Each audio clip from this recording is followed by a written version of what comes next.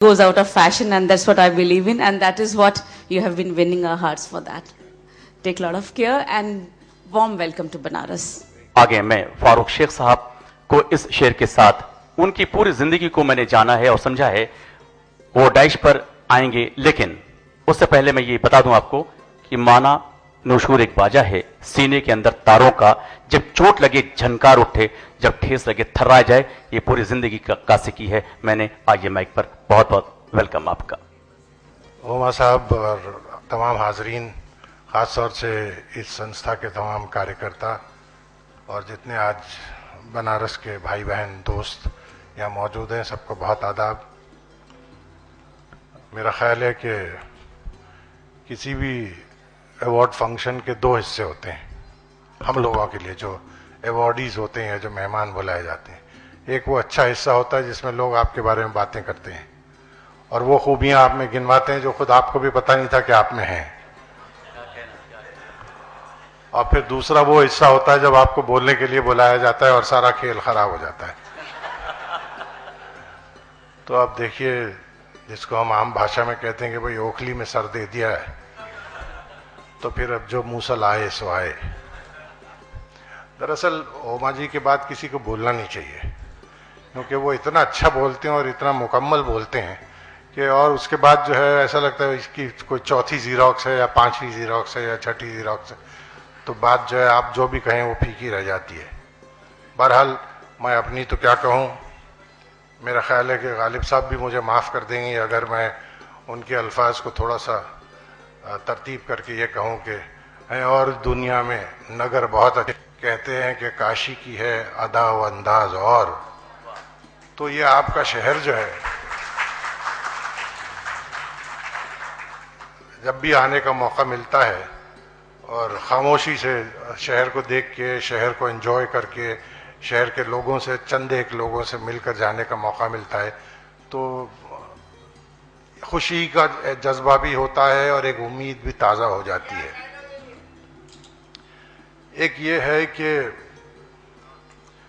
जब हम उस चीज़ के बहुत करीब रहते हैं, तो जिस तरह हम मुंबई में कहते हैं कि भाई घर की मुर्गी जो है वो बिल्कुल ही दाल बराबर हो जाती है, तो पता नहीं काशी के रहने वाले अपने शहर की अहमियत को उतना समझते हैं और जानते हैं और परखते हैं और मानते हैं नहीं, जितना हम लोग मानते हैं और परखते हैं और जितने उसके गुण गाते हैं। देखिए, आप में से बहुत से लोग ऐसे हैं जो दुनिया के नक्शे से ही सिर्फ देखने के तौर पर ही वाकिफ नहीं है, बल्कि दुनिया के बेशतर मुल्कों में होकर आए होंगे। मैं करीब करीब दावे के साथ और यकीन के साथ कह सकता हूँ कि आप दुनिया में एक शहर ऐसा नहीं बता सकेंगे, कोशिश करने पर भी, तो देखिए एक बहुत बड़े धार्मिक केंद्र की तरह माना जाता हो, एक बहुत बड़ी विद्याओं की संस्थाओं का केंद्र माना जाता हो, एक बहुत ज़बरदस्त संस्कृति का केंद्र माना जाता हो, जिसमें संगीत और शायरी के बड़े बड़े गुणवान लोग पैदा हुए हों, उनकी पैदाइश की ज़मीन के तौर पर माना जाता हो, जहाँ खान पान का इतना खूबसूरत अंदाज और इतना अच्छा इंतज़ाम हो। ये अलग अलग चीज़ें आपको अलग अलग शहरों में मिल जाएंगी, लेकिन ये सारी मिली जुली एक जगह मिलना, ये सिवाय बनारस के और कहीं मुमकिन नहीं होता।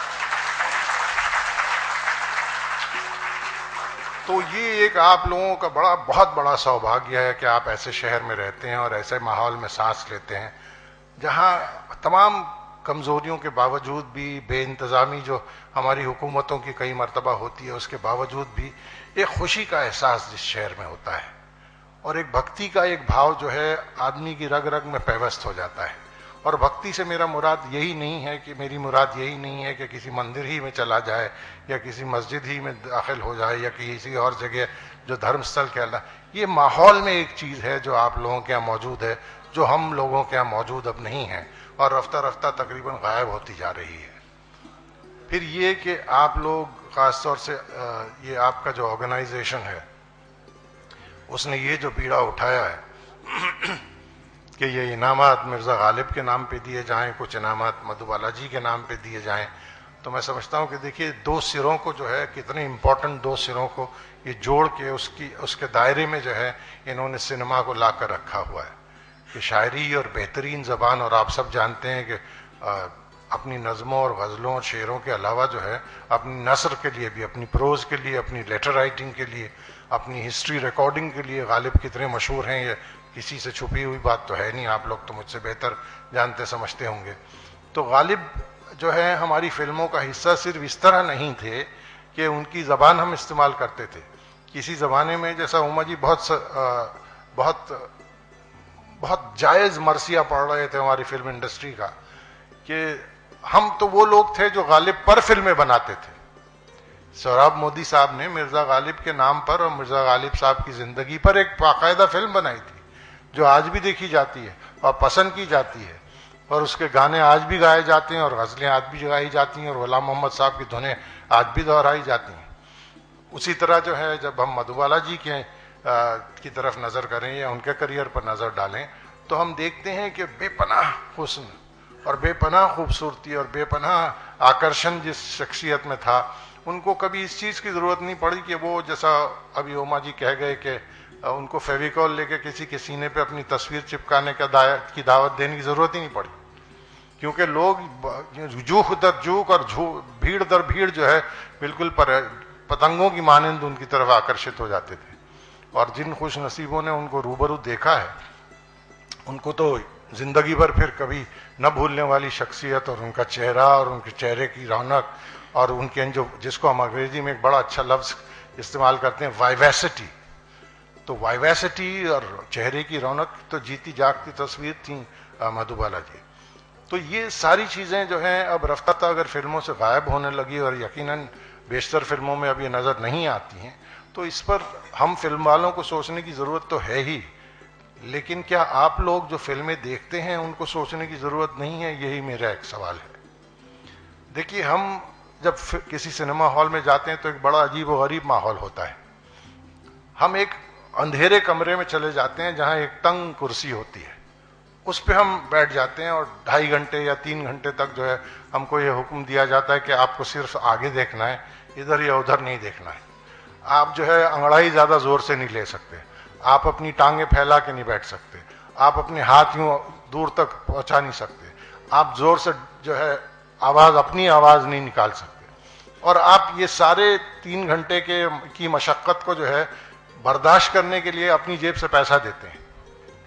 तो ये कितनी अजीब व गरीब बात है। अगर मैं आपसे ये कहूँ कि चलिए चुपचाप इस कमरे में बैठ जाइए 3 घंटे, कुछ कहना नहीं, कुछ बोलना नहीं, बस एक तरफ देखना है, और 10 रुपए भी दे तो आप मुझे 10 जूते मारेंगे और चल देंगे कि भाई ये क्या बदतमीजी की बात हुई, आप इतना बड़ा अहमक समझते हैं हमको, क्या हम ऐसा करेंगे? लेकिन देखिए, हम सिनेमा देखने जाते हैं, क्या आप हों, क्या मैं हूँ, क्या कोई हूँ, तो हम बिल्कुल यही करते हैं। और मुंबई में तो आजकल जिस तरह सिनेमा के टिकटों के दाम है, अच्छी खासी एक मध्यम वर्गीय आदमी की जो है मेरा ख्याल है कम से कम 15 दिन की तो तनख्वाह खत्म हो जाए अगर वो अपनी फैमिली को लेकर सिनेमा देखने जाए। वाराणसी में क्या रेट्स हैं मुझे ठीक से मालूम नहीं, लेकिन 200-300 रुपए के तो होंगे ही होंगे। तो ये सब कुछ आप देखते हैं, अपना वक्त देते हैं, अपनी एनर्जीज वहाँ सर्व करते हैं, लेकिन आप डिमांड नहीं करते कि हमारे पैसों के एवज, हमारे वक्त के एवज, हमारी एनर्जी के एवज हमको कोई क्वालिटी की चीज दीजिए। आप एक 4 रुपए का मटका खरीदने जाइए, आप उसको 10 जगह से बजा के देखते हैं। आप 25 रुपए की चप्पल खरीदने जाइए, आप 6 जगह से तान तून के चेक करते हैं, और फिर आप फिल्म वालों से ऐसी कोई डिमांड नहीं करते कि आप ये क्या बकवास हमको परोस रहे हैं और हमारे पैसे के एवज ये क्या वाहियात चीजें आप हमको दे रहे हैं। आप देखते हैं फिल्म, चाहे अच्छी लगे तो अच्छी लगे, नहीं अच्छी लगे तो नहीं अच्छी, लेकिन चुपचाप घर आ जाते हैं। मेरा ये कहना है कि फिल्म मेकर तो अपनी जगह है ही, लेकिन फिल्म व्यूअर जो है वो बहुत ज्यादा डिमांडिंग होना चाहिए, क्योंकि वो पैसे दे रहा है, वो अपना वक्त सर्व कर रहा है। और मैं आपको दावे के साथ कहता हूं कि जितना पॉलिटिशियन पब्लिक की नफ्स को नहीं जानता और पब्लिक के पॉजिटिव या नेगेटिव रिएक्शन से नहीं डरता और चौंकता, उससे ज्यादा फिल्म मेकर डरता और चौंकता है। क्योंकि अगर उसकी एक आध फिल्म भी इधर से उधर हो जाए तो जिंदगी भर वो उस फिल्म का कर्ज चुकाता रहेगा। फिल्म मेकिंग में जब लोग इंटरेस्ट पे पैसा लेते हैं तो 60 और 70% के इंटरेस्ट पे उनको पैसा मिलता है। अब फर्ज कर लीजिए किसी ने मिसाल के तौर पे 1 करोड़ रुपए की फिल्म बनाई है, अगर वो फिल्म डिले हो जाए तो फिर और सूद बढ़ गया, और डिले हो जाए तो मजीद बढ़ गया, तो उसकी तो जान बिल्कुल हलक में आ जाती है कि भाई लोगों को अगर पसंद नहीं तो मैं क्या करूंगा। मैं आपको एक मिसाल दे दूं, उमा जी ने, जिनकी याददाश्त भी कमाल की है माशाल्लाह, गर्म हवा का जिक्र किया। गर्म हवा में फिल्म फाइनेंस कॉरपोरेशन जो उस जमाने में हुआ करता था और अब नेशनल फिल्म डेवलपमेंट कॉरपोरेशन के नाम से जाना जाता है, वो क्या डेवलपमेंट करता है या तो ऊपर वाला जानता है या वो जानते हैं। हमारी तो समझ में आया नहीं कि वो क्या फिल्म को डेवलप कर रहे हैं। बहरहाल उन्होंने सत्यू साहब को जो फिल्म बना रहे थे 6 लाख रुपए दिए थे, और ये सन 73 की बात कर रहा हूं मैं। तो जाहिर है सत्यू साहब के पास जितने दोस्त थे उनसे उन्होंने दरखास्त की कि भाई पैसा वैसा तो कुछ दे नहीं सकता, लेकिन अगर आप मुझे इतनी सारी डेट्स दें और पैसा न लें या नहीं के बराबर लें तो मैं अपनी फिल्म में आपको कास्ट कर लूं। वो 6 लाख रुपया जो है सत्यू साहब 21 साल तक चुकाते रहे, क्योंकि वो सूद दर सूद उस पर बढ़ता गया, अमाउंट जो है उसकी रकम बढ़ती गई और 21 साल तक वो पैसे चुकाते रहे। अब आप सोचिए सत्यू साहब क्या दोबारा हिम्मत करेंगे कि फिर नए सिरे से किसी से लोन लेके फिल्म बनाए? और अगर वो कर भी लें तो उनके घर वाले क्या उनको जिंदा रहने देंगे कि भाई फिल्म इंडस्ट्री की सारी शराफत और शाइस्तगी का ठेका आप ही ने ले रखा है, और घर की दीवारों का पलस्तर जो उखड़ रहा है उस पर नजर कौन करेगा, या बच्चों की फीस के वाकई जो लाले पड़ जाते हैं उसका ख्याल कौन करेगा? तो फिल्म मेकर जो है वो बहुत ज्यादा टेंशन में रहता है फिल्म व्यूअर के ओपिनियन का। फिल्म व्यूअर अगर कोई ओपिनियन ही नहीं देता तो समझता है यही बुरा नहीं था, देखिए ना 200 करोड़ रुपए का बिजनेस किया तो फिर और कोई बनाएगा, फिर वो अगर 250 करोड़ का करेगा तो कोई तीसरी बना देगा उसको।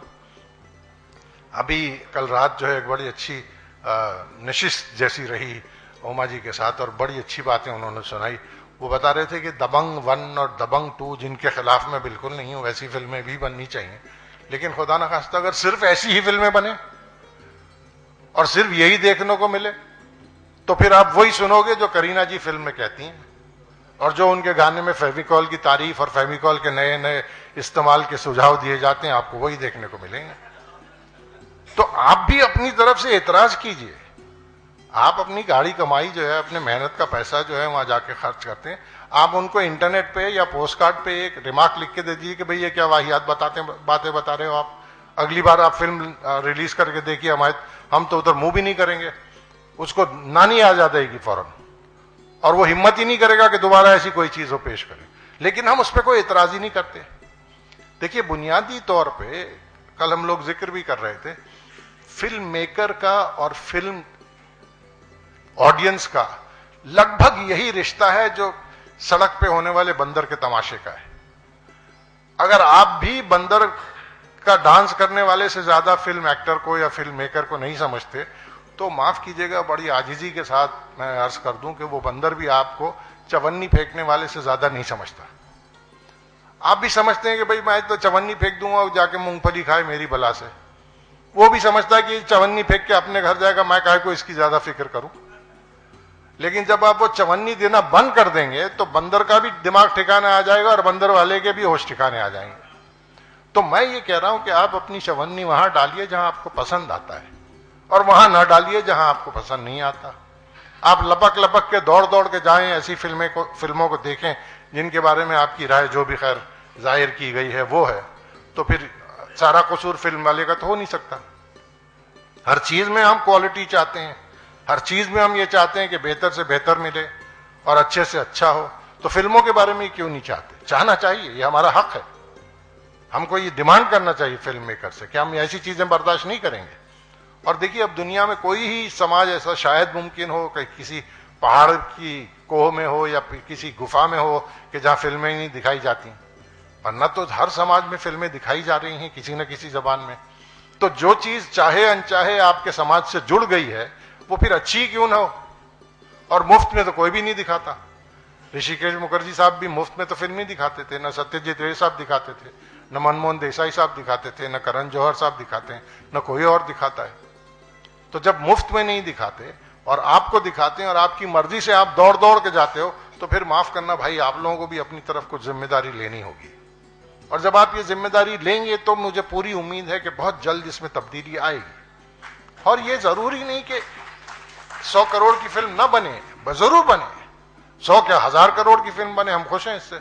लेकिन सिर्फ ऐसी ही अगर फिल्में बनती रहें कि जिससे हमको ये रोल मॉडल मिले जो अभी हमने सुना लोगों की तकरीरों में, तो फिर जाहिर है कि समाज जो है कहीं ना कहीं अपने सर के बल खड़ा हो गया है, उसको सही नजर नहीं आ रहा। अब आज जो है वो मुझे कोई रिपोर्टर साहब, मैं जब मुंबई से चला तो पूछ रहे थे कि भाई आजकल रोमांस के क्या कंसेप्ट हैं फिल्मों में? आप तो 40 साल से यहाँ घास काट रहे हैं, तो आपने तो तब्दीली देखी होगी।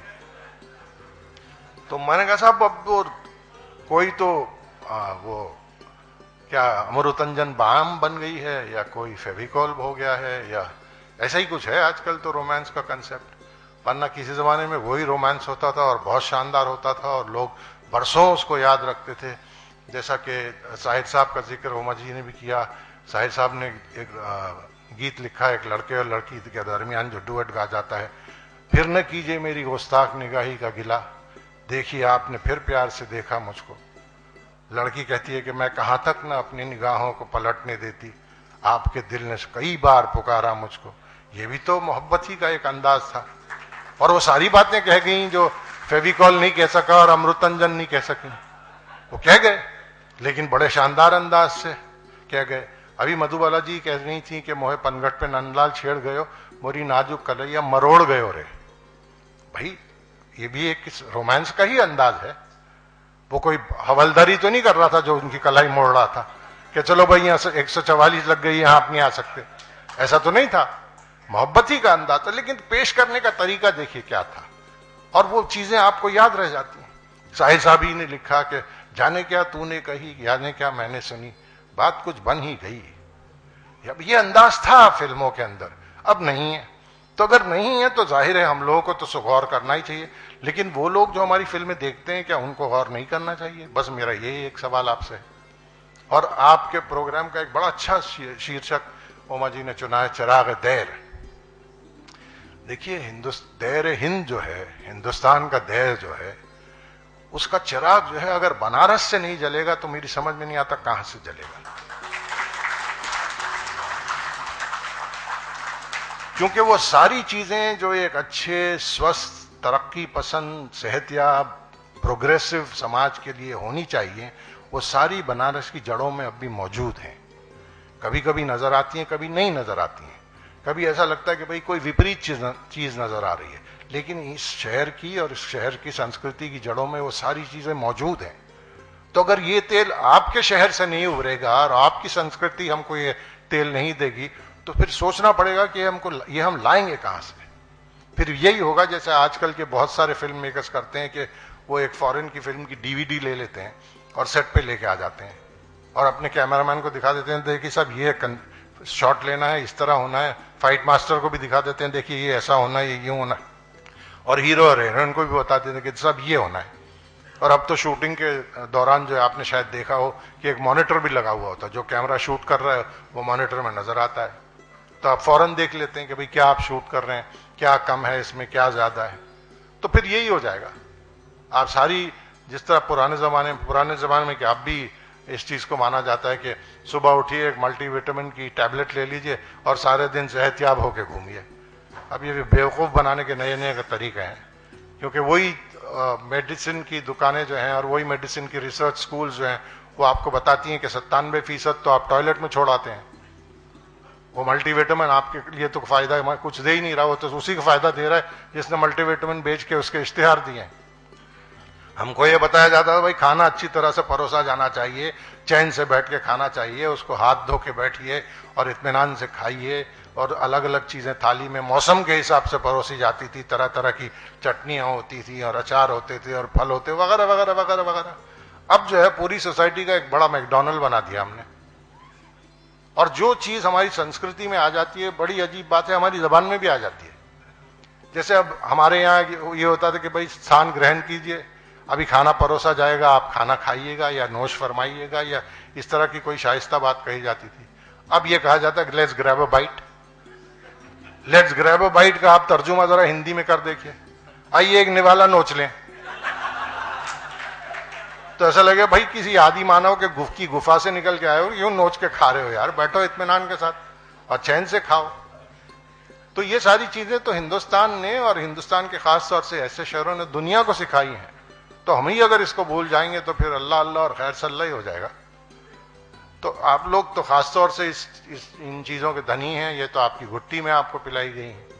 तो आप लोगों से तो हम ये दान मांग रहे हैं कि आप लोग हमको ये दें और हम लोग जो चीज सबक भूल गए हैं वो हमको दोबारा आप याद करवाएं, बजाय इसके कि आप भी कूद के उस गाड़ी में चढ़ जाएं, गाड़ी का एक पहिया टेढ़ा है, कभी एक पहिया छोटा है, एक पहिया बड़ा है, वो पता नहीं लड़खड़ाती हुई कहाँ जा रही है।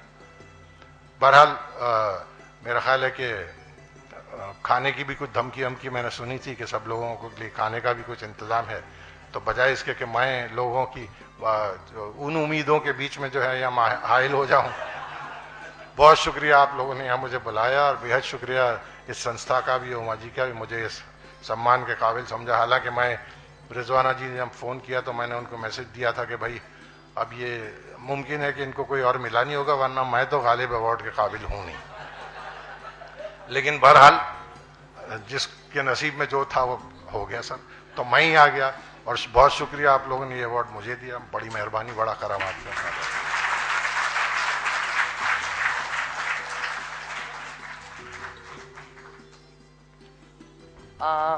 बहुत खूबसूरत बात कही आपने, लेकिन एक आपने जो शिकायत डाल दी कि कोई मिला नहीं होगा, इसलिए मुझे मजबूरी में यहाँ तक आना पड़ा।